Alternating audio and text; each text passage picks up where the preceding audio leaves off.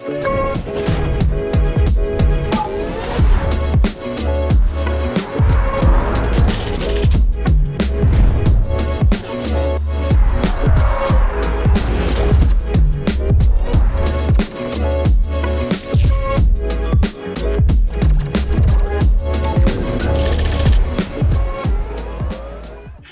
and welcome to Banking Transformed. I'm your host, Jim Marous, founder and CEO of the Digital Banking Report and co-publisher of the Financial Brand.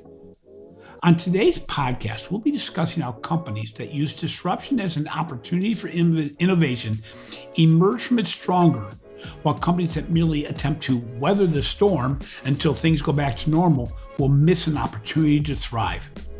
We will also discuss how transformation is not a project or a destination, but a continuous journey of adapting to a volatile and uncertain environment. I'm really excited to have Jerry Kane from Boston College on this show for the second time. Jerry is one of 4 authors of the upcoming book, The Transformation Myth, Leading Organizations Through Uncertain Times. This book draws on interviews and research with business leaders that offers a framework for understanding disruption and the tools for navigating it. Welcome to the show, Jerry. Thank you. It's great to be back. Yeah. So first off, I want to welcome you back to Banking Transformed podcast. While it seems like just yesterday that we discussed your first book, The Technology Fallacy, an initial review of your upcoming book really takes off on that discussion to a new level, showing the importance of being agile, being receptive to change, and moving beyond the focus on technology alone. In your research since the pandemic, what did you find that reinforced your findings of the first book, and what changed as we were thrown into a state of complete disruption? Yeah, well, in part, the reason we chose to write The Transformation Myth, so the title's The Transformation Myth, Leading Your Organization Through Uncertain Times, or something to that effect. We were actually, so I was teaching an executive education class at the University of Kentucky and University of Louisville about this time last year when the wheels came off the bus as far as COVID goes. And we actually had to pivot and we had our last session online, that rapid shift to Zoom that everybody had to do. And the conclusion of the class at the end was, boy, a lot of the stuff in the book really applies to what we're living through right now. These, we're going to need to live these lessons out. And we had actually had a pitch meeting set up with MIT Press for a follow-up book to the Technology Fallacy. We had planned to focus it on digital leadership or something like that. And in that meeting, we said, you know what? The lessons of the first book are really applying well to what many companies are dealing with. Let's go investigate it. Let's figure out what is it about our first book as well as what companies are dealing with. And so they said, great idea. We love it, but it needs to be finished by October. And so this was in March. So we came up with the idea for the book, researched it, wrote it, and now we're in the process of publishing it. It won't be out till September because it's going through all the publication stuff. But basically, by December, we had that thing wrapped up. And it was both an exciting and a terrifying experience to be writing a book when you don't know how the story is going to end. I think we've done a pretty good job positioning it. And we really position it.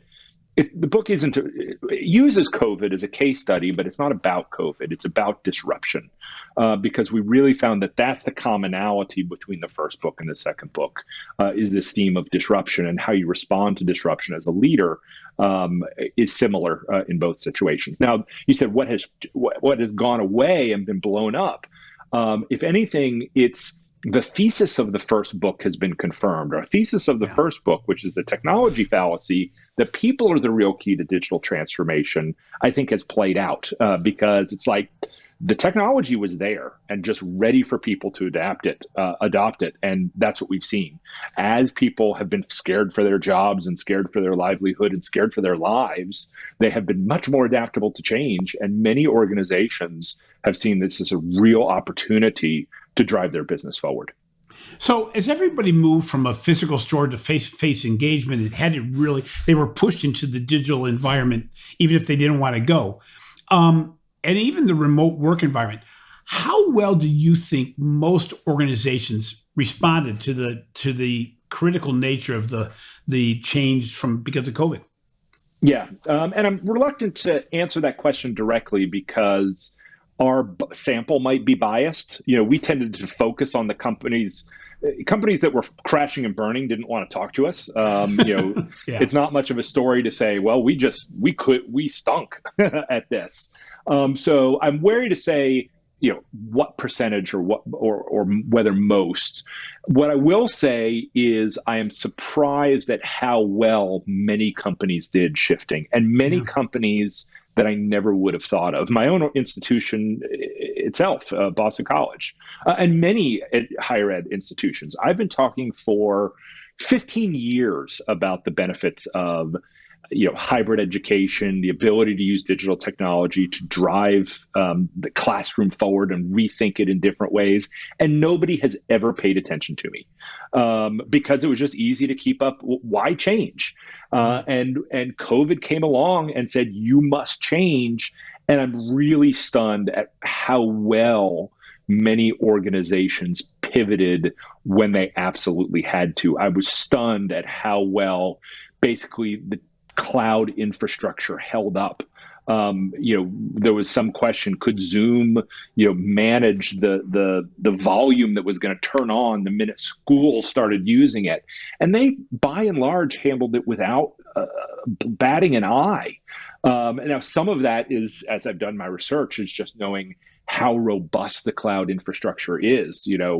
Google, for instance, has enough computing power to run the internet, the entire internet 8 times over. And it's just like, that is a massive amount. And there are reasons for that, for denial of service. It's for security and denial of service attacks.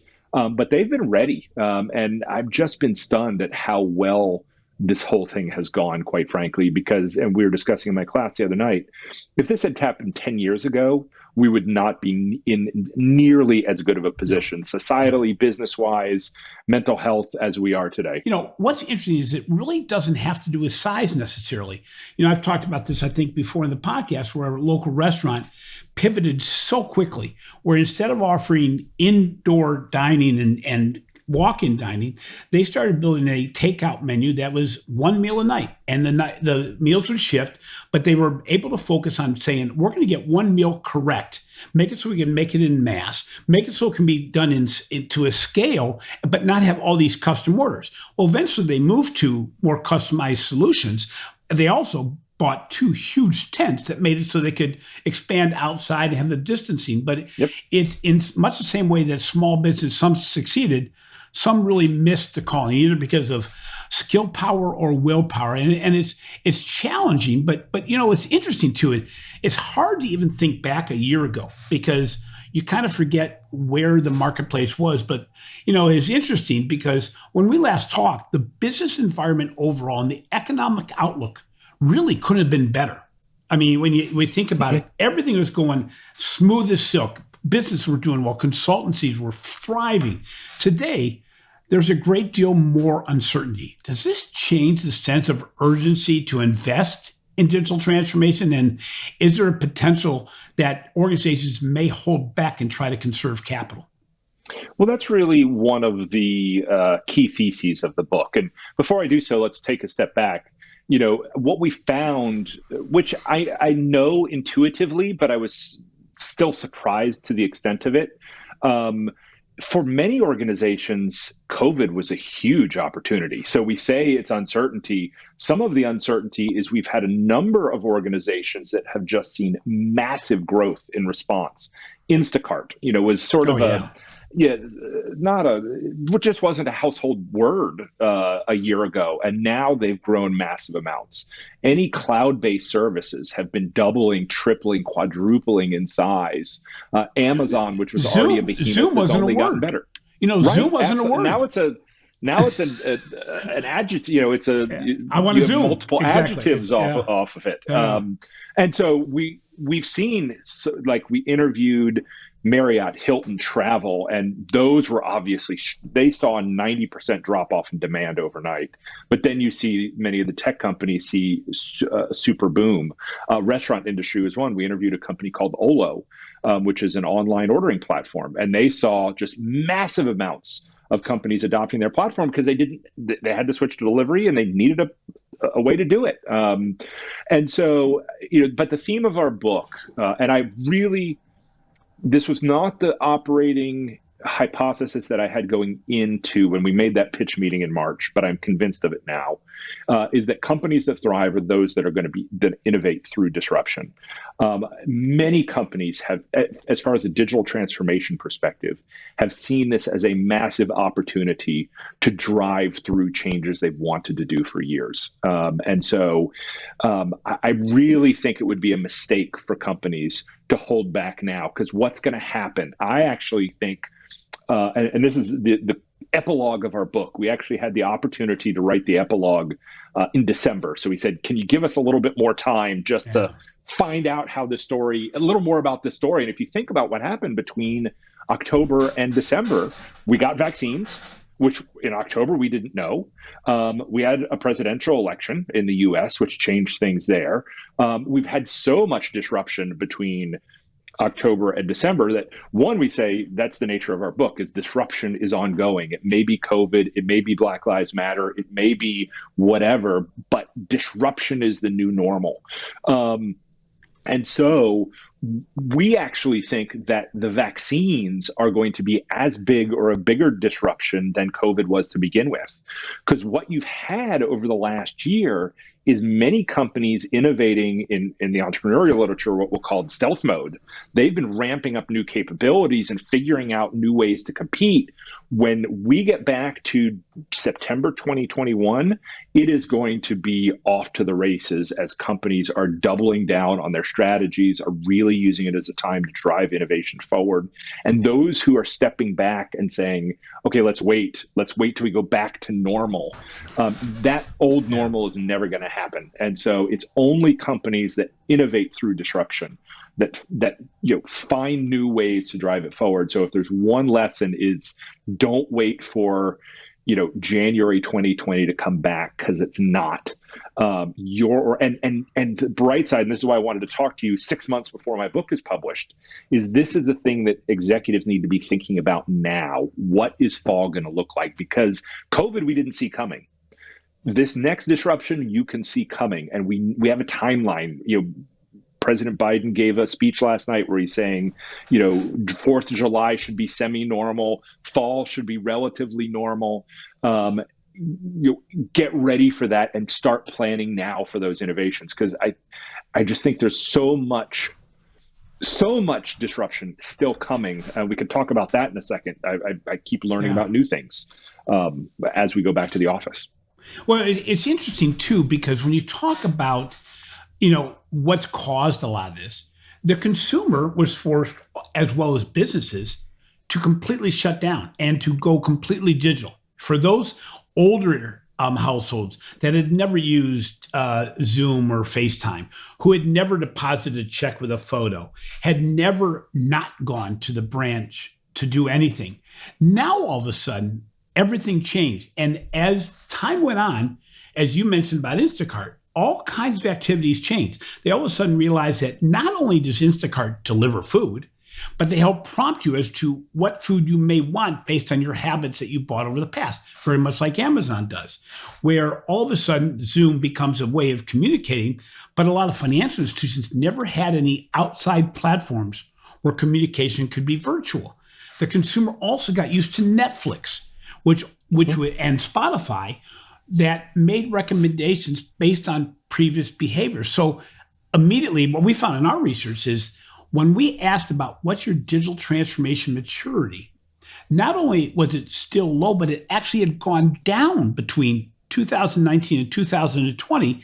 And the reason is because what they related to was at a much higher level. So the tide rose. And so while they got better, they were more underwater, for lack of a better term. And that happened, what's interesting, it happened when we asked about innovation maturity. It happened when we talked about data maturity. And as I mentioned about digital transformation maturity, that the consumer is driving the change. And the consumer, by the way, as you mentioned, is not going to go back to saying, okay, now I don't have to do this anymore. No, they have enough time to get used to it. If this was a 3 or 4 month event, it'd be different. But they're going to move from here.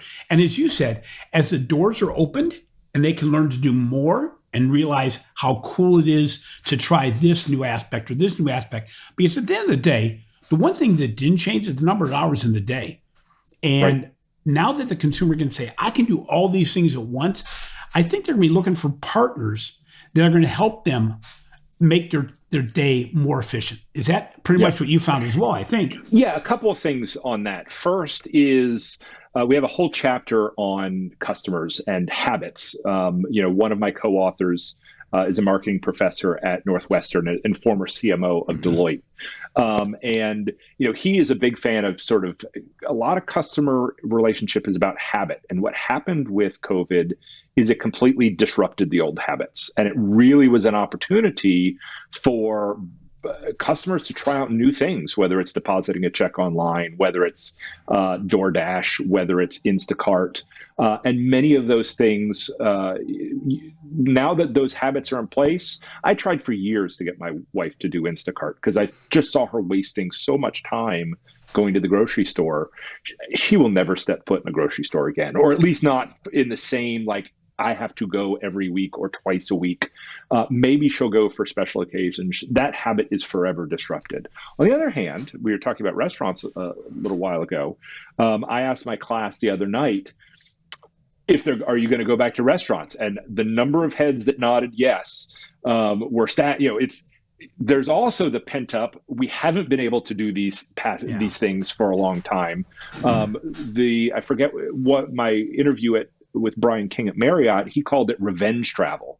So I think you're going to see a lot of revenge travel, a lot of revenge dining coming up, and which is another disruption. And it's going to be really hard to get back to that new normal because we're disrupted, and this is going to disrupt things forever going forward.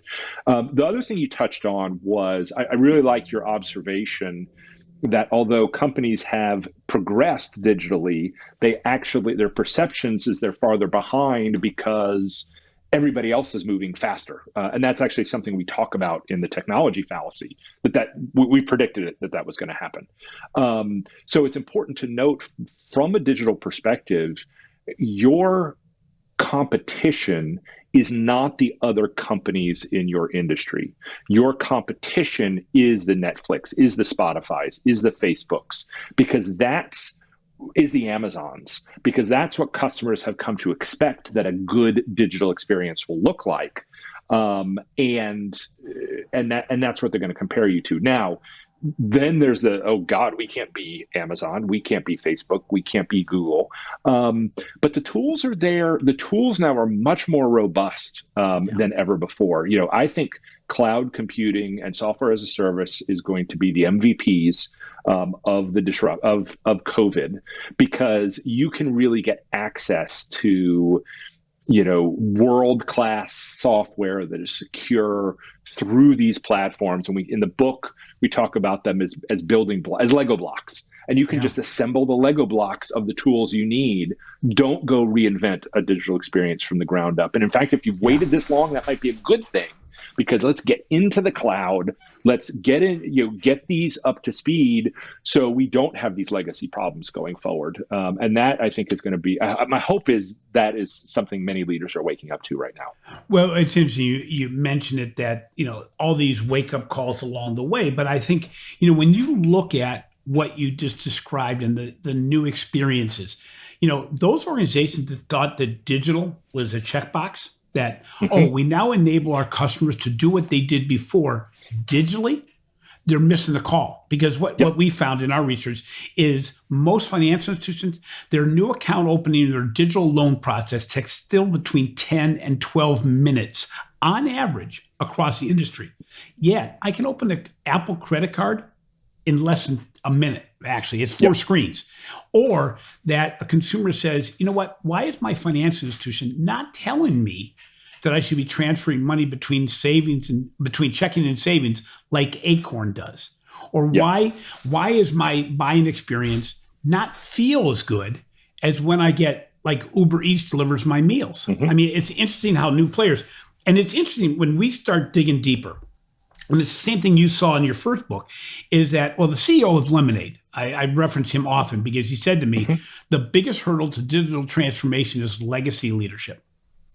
And when we talk to solution providers that truly, as you mentioned, open the door to opportunity where you can quickly make yourself a digital organization if you partner with those that have already gone down this path for other organizations and can get you there quicker. There's no reason to build it internally. There's just none.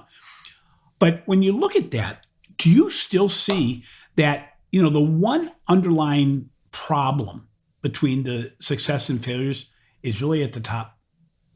I wouldn't say it's the one, because in fact, there are plenty of problems. And in fact, occasionally what we've seen is the real problem is middle management.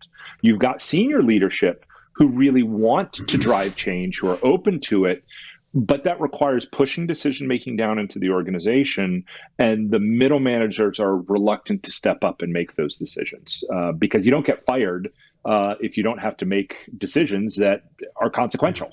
Yeah. A great book that I read over the pandemic is Stanley McChrystal's Team of Teams. I just thought that what we were doing with the technology fallacy was about digital, really. And as I read McChrystal's Team of Teams, it's really about agility and to respond to changing conditions on the ground. And he talks about the need to change the entire, the way basically the U.S. military functioned to deal with such a fast-moving adversary like ISIS. And it really required them to fundamentally rethink and empower the lower level leaders to make decisions, because by the time they asked for his permission, the situation was gone. And so you had to move away from that command and control to, he has a really nice metaphor of leadership as gardening. And so you can't make plants grow. You can only tend them so that they can be as healthy and robust as they can possibly be. And I think that's what digital leadership is becoming, is how do you create an environment where these lower level leaders can really step up and play a vibrant role in your organization. Now, that really does require leadership from the top, because it requires, it can't be herding cats. You have to have strong communication of what direction the organization's going so that these lower level managers can make the right decision. So it's really ups the game on communication, and it really ups the game on risk tolerance. I crack on the old Six Sigma methodology often in my talks, because Six Sigma, that was like the mantra of the 90s. Yeah. That's great in a stable environment.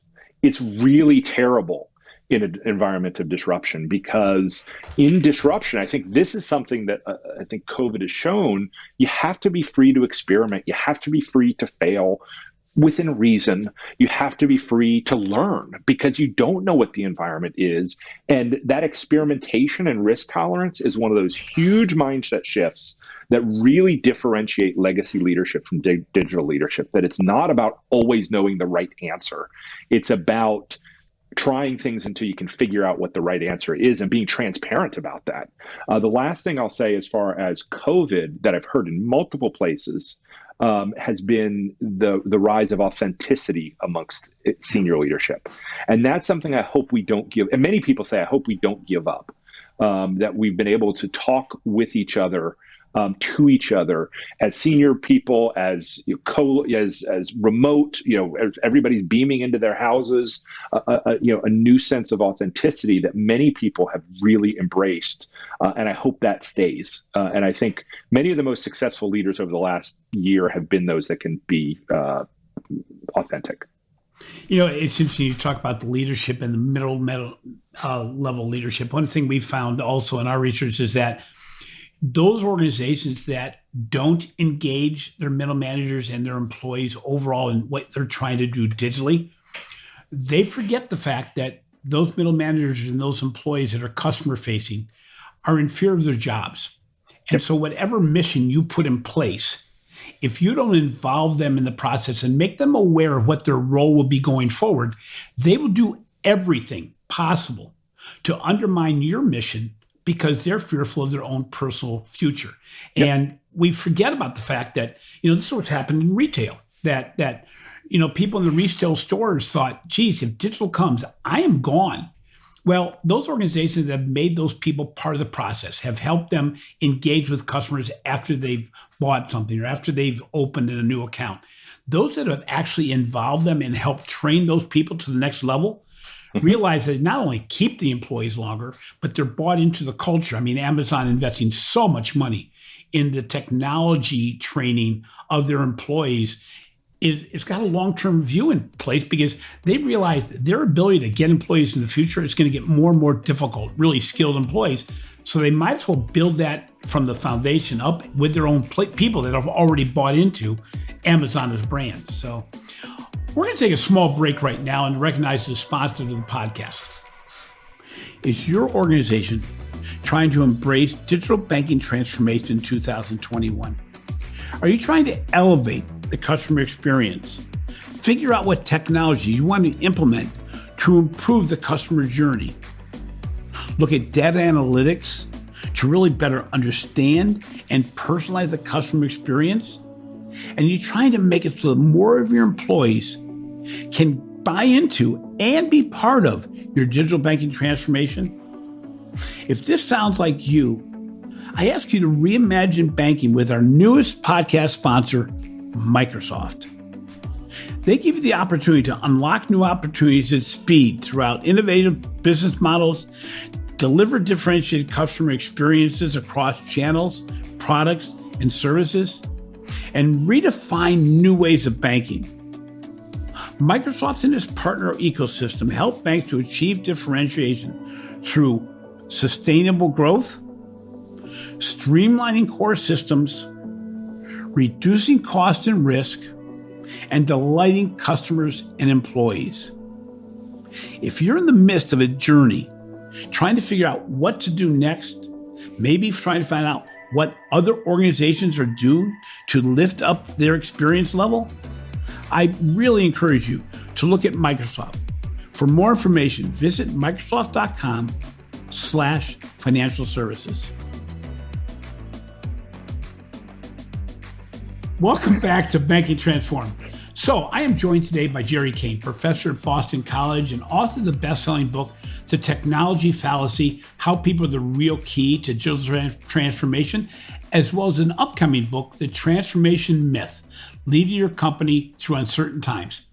So one of the core theses of your book, as you mentioned earlier, is that disruption of all types is the new normal for business, and companies must respond through rapid innovation. We found in our research that there's a correlation between an organization's digital transformation maturity and their innovation and data maturity. Have you seen that organizations overall that succeed at innovation or data and analytics really impacts the success of transformation in general? Absolutely, because it goes back to this theme that it's not about digital, it's about disruption. What better way to manage in an uncertain environment than to have good data about it? If you don't know what's going to happen, listen real carefully, pay attention to the trends. And those that have strong data analytics can sort of pick up on these trends at a much earlier stage and pick up on trends that you might otherwise miss. And so if you do have strong analytics and do have strong data collection, a great example is the travel industry and airlines. They have been paying very close attention to demand data to see where they can start introducing new capacity and where they need to keep pulling capacity back as unpredictable. Who knows when and how demand's going to come back? And so they just the only solution is to analyze it, to study it, to figure it out. And that figuring it out also leads to innovation. So you can go to, paralysis by analysis. So you can't get so caught up in the data that you're afraid to make decisions. But you can use the data to really help drive those decisions forward, including decisions about innovation. And so I would say they're just two sides of the same coin. Well, it's interesting, as you mentioned this in your first book too, the the data side of everything and the information side, we tend to internalize it. So we get data and we get insights and we use them internally. But really, the pandemic really illustrated the importance of exposing those data and insights to the consumer to say, by the way, this is how we're helping you. And the sharing of these types of insights with employees and make sure that everybody knows how can we help this consumer along the customer journey, because it becomes even more important. And I think that, when we look at data analytics and we look at the personalization, which certainly has increased the desire for consumers to have a more personalized experience, what have you seen in the marketplace as to how organizations have done a better job, or maybe haven't done a better job, on really personalizing the experience to the degree where the consumer feels comfortable with you using their data because there's a good value transfer? Yeah, so 10 years ago or so, roughly, I'm a technology professor, so I'll use my technology sort of field as a touchstone. 10 years ago, the attitude toward data was suck up as much of it as you can, figure out what to do with it later. And eventually that got to the point where people were starting to get really creeped out by that. It's like, how, why, what gives you the right? And you're starting to see a much more awareness ahead of time of what data should we collect, how are we going to use it to benefit the customer. Just recently, you've seen Google stop collecting data on what websites you visited in the past for advertising purposes. We don't know why. I don't have a definitive reason why, but my suspicion is they're just realizing it's not as valuable for the privacy trade-off that most people have to make, because most people are more than happy to share their data with companies, provided it helps them in some way. If they're getting a benefit from it, they're much more likely to share. If you're taking their data with providing no benefit back to the customer, customers get very upset by that. And so, well, it's interesting. You look at Amazon. People don't complain about all the data they collect and how they use it. Why? In fact, people are paying for the right for them to do that. And it's interesting because that makes it, as long as you make my shopping experience more seamless and easier, yep, I'm good with that. Plus, they don't seem to put your data at risk. I mean, we'd probably tolerate a breach of some nature with Amazon because they built so much strong, legacy brand, yep, in that. But it's interesting because I tell financial institutions, guys, it's all about how you use it. If you're collecting it for internal reports and don't ever show the consumer how it benefits them, they're going to cut that off. And oh, by the way, that ability to cut it off can be made easier and easier by government regulation. And just to take this to the absurd extreme level, I have allowed Amazon to have a microphone on in every room of my house all the time and listen to me.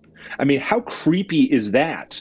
But for me to be able to say, Alexa, run a timer, what's the temperature outside, order this from Amazon, without having to go to a computer. And, back when I could travel, when I was in a hotel room, I found myself saying, Alexa, I didn't even have anything there. And I'm talking to myself and I'm mad when they don't respond.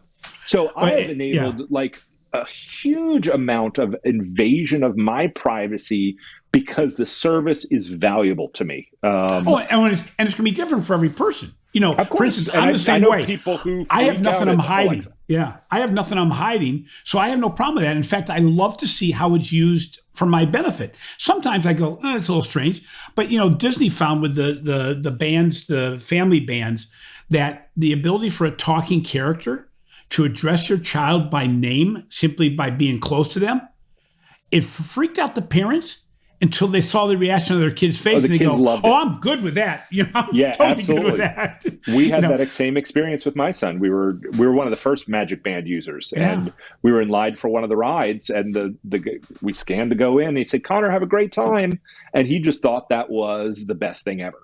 Yeah, it's amazing how the freaked out nature of us completely dissolves when we say, "Oh, there was a good experience here." We haven't taken a look at this, but when you look at the impact of the pandemic, we certainly can't ignore the changes that occurred in the workplaces. Workers were sent home.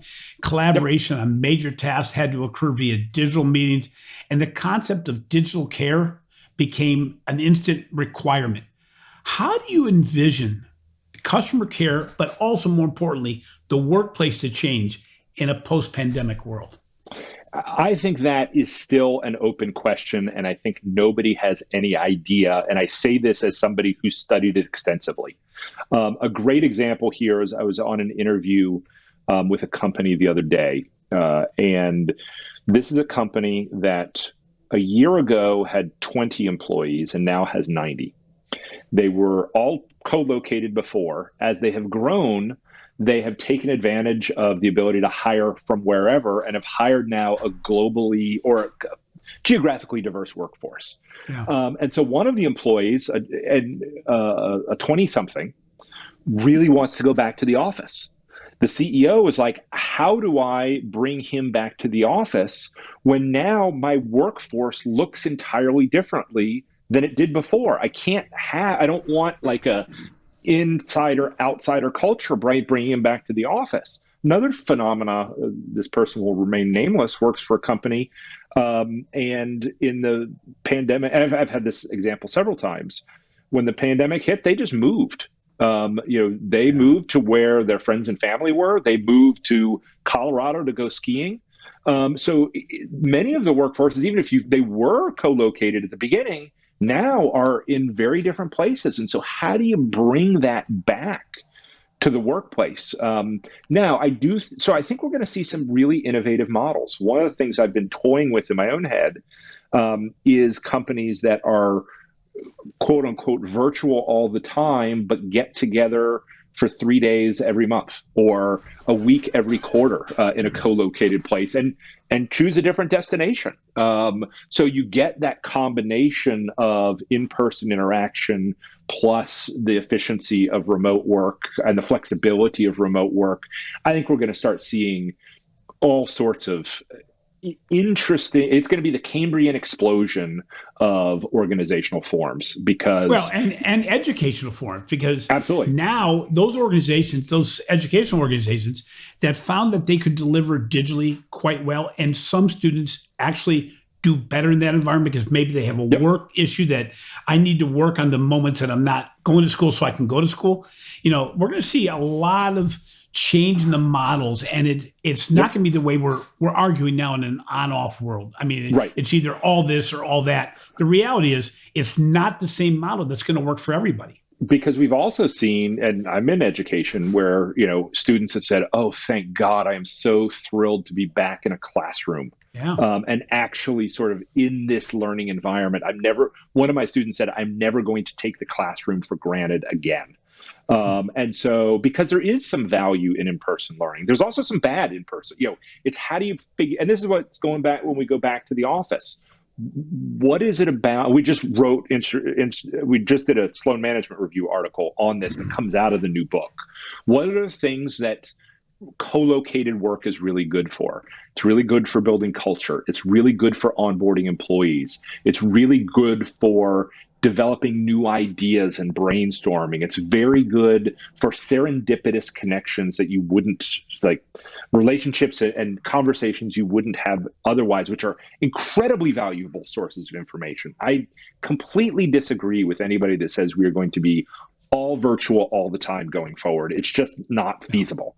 On the other hand, even the gig workers that have very advanced skill sets, but you don't need them 40 hours a week, the ability to connect with them and have them work with many different clients at the same time, bringing their skill sets, that wasn't even considered because everybody was worried, oh, I'm not going to get my work out of the person.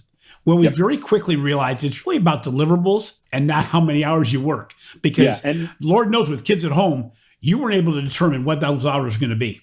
Yep. And then also has been blown out of the water this idea that, oh, you can't be productive. We can't be efficient. We can't be if we're remote. This last year has thrown that for the lie that it has been. I was going to use a different word, but we're on a family-friendly broadcast. That we can be we're more efficient. In fact, many people we interviewed said their company was more productive working from home, because when you don't have to commute, you don't have the interruptions, and you don't have you have more meetings, but they're shorter because there's no startup costs. Everybody just shows up on Zoom and then shuts down Zoom. I did in 3 consecutive days a talk in Mexico City, a talk in India, and a talk in Illinois, back to back days. I physically could not, and then in Indonesia, I physically could not have made that happen in a co-located environment. And so it's only via Zoom can I be that flexible and that nimble. And so there are just so many opportunities. And the real challenge is going to be, how do we put this back together in a coherent and meaningful way? And I think we will, but those who are going to succeed are those who are going to sit down and say, what have we learned over the past year? What are the best things we want to keep about what happened? And what do we like better about what happened before? And how do we keep the best of that to create a work environment going forward that's the best of both worlds? So, Jerry, as our last question, I don't want to get away without digging a little bit deeper into your new book. You did a number of interviews, and that's the foundation upon the new book. And can you bring up, for our audience, a little bit about, I guess, the 1 or 2 experiences or interviews you had that maybe surprised you a bit? I mean, when you talk about some of these big organizations, you go, yeah, I kind of expect them to pivot accordingly. But even some of the big organizations, as you mentioned, the hospitality industry and other ones got caught off guard, but there's also small ones that became superstars. What are a couple of stories that you're going to bring out in the book that are interesting? I'll give you 3. How about that? Because it's like picking my favorite. And these interviews were picking your favorite fascinating. kid. Yep. Yes, exactly. And incidentally, if you go to my website, www.profkane.com, PROFKANE, we've actually been publishing our interviews as a series in the Wall Street Journal. And so there was just so much good stuff that we couldn't fit all in the book. And so we're doing separate profiles and leadership. And I've actually been very inspired by the leaders we've been able to talk to. Just really authentic, bold, meaningful leadership through this time, which has been amazing. So the 3 examples: first is Hilton, suffered a 90% drop off in employment, in demand. They knew they were going to have to lay people off. The employees knew they were getting laid off. So what they did was they took their recruiting platform and reversed it. And they went to companies that were having increased demand, the Amazons, the grocery stores, et cetera, and they created a funnel for Hilton employees to go join these companies. They placed it says it in the interview, like a 1.5 million jobs, or at least 1.5 million were listed that way. The Amazons got skilled employees. That was like, they had the Hilton seal of approval. Hilton treated their employees, they got to land on their feet. Employees ended up with a good job and with good feelings towards Hilton because they were able to pull this off. And many have, now that demand is ramping back up, are coming back to Hilton. And so just an amazing story of being able, and they did that in a couple of weeks. So just really amazing opportunity there. Marriott did a slightly different one. They took their entire call center and went to work with the state of New York to handle the 100 times increase in unemployment claims. They just took and retrained those employees. They had the digital infrastructure set up, and they just switched, and now they're doing unemployment stuff. Last but not least was Hitachi. So they have a bunch of factories. And what they were able to do, so in these factories, they have sensors, they have detectors, they have all sorts of sensing equipment. Over the course of about 2 weeks, they went in, redeveloped a new AI algorithm for the sensor network, and were able to begin monitoring employee distance from social distancing. They were able to actually monitor employee body temperature to see if anybody was starting to develop a fever. And they could turn this factory, just by updating the software, now into a social distance monitoring and see where the bottlenecks happened in the system to be able to get the factories up and running in a safe way. And if you think about when you have this digital infrastructure in place, you can redeploy it in ways with just a software patch and enable you to sort of update your abilities and your capabilities like that as needed. And that's one of the most remarkable things about having a robust digital infrastructure. The Hiltons that could sort of redeploy its workforce in a matter of weeks by changing a software platform and creating some partners with organizations that were in need. And that stories like that are those that I just am really amazed by. And if you're waiting, and it never would have happened if it weren't for COVID, because nobody would ever move that quickly unless there's an existential threat to them or their employees or people they care about. And again, I just go back to the fact that I've just had a number of interviews with people, and almost to the person, I walked away learning something and just being really in admiration of their leadership. I'm prepared to call this the golden age of business leadership, because I think our business leaders have really stepped up to do a remarkable, and in some cases, not to get political, where political leaders of all stripes failed to step up. And so I really think it's an amazing time. I think our business leaders have come across really well. And yet I think the biggest challenge lie ahead, that in some ways COVID was easy because we had to deal with it. We had to sort of figure it out.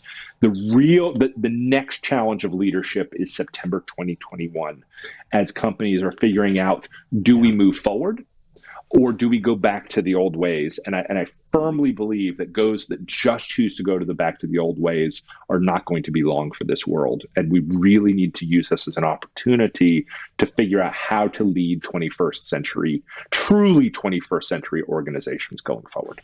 It's great, Jerry, because again, it reinforces the context of your first book, that it's not the back office technology, it's the way you deploy it, it's the leadership you have, it's speed and agility, it's innovation, it's these, I'm not going to call them soft skills, but it's not the infrastructure, because the infrastructure now, as you mentioned, with cloud and everything else, you can build that on the fly. And in fact, in the banking world, I keep on referencing the fact that there are virtually any solution provider now serving the banking industry has a way to do a workaround around your bad technology.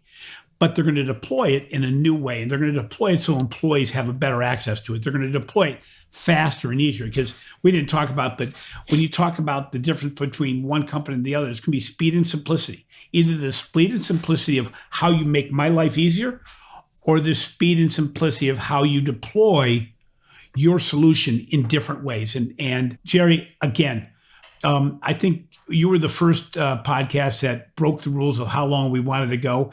And by the way, this is a credit, not a criticism. I think we broke records even that you set the last time, because it's something I'm obviously very passionate about. What you're writing about is really good. For those of you in the audience, pick up his first book, The Technology Fallacy. It's a textbook for how you need to do business. Make sure you get on the list to pick up his second book in September. But even more importantly, in the meantime, look him up. Look up at his website. Give it to us again, Jerry. Prof Kane, PROFKANE.com. And make sure you look under his name on the MIT Sloan Management Review, because I repurpose a lot of his content for what it is in banking, and he knows that I will quote him often, but I think he's got a great global view of what's going on in the marketplace. And Jerry, again, thank you so much for today's time. A pleasure as always. What a great discussion with Jerry Kane. We in the past, we had our longest interview ever at that time with Jerry, and I think we've broken another record today. And I hope you stayed on for the whole broadcast, because he has so much information about what's going on in the marketplace, what's important and what's not, what's critical versus urgent, and success stories. I really urge you to pick up the book, The Technology Fallacy, that was written by him and 3 other co-authors, and to put yourself on the list for his new book coming up in September. Thanks for listening to Banking Transform, just raised as a top 5 banking podcast. If you enjoyed today's interview, please be sure to subscribe to the show on your favorite podcast app. And don't forget to give our show a 5-star rating. Also, be sure to catch my recent articles on the financial brand and check out our recent research we are doing on digital transformation, innovation, customer experience, and financial marketing for the Digital Banking Report. This has been a production of the Evergreen Podcast. A special thank you to our producer, Leo Longbreak, audio engineer Sean Roll Hoffman, and video producer Will Pritz. I'm your host, Jim Marous. Until next time, embrace change, take risks, and disrupt yourself.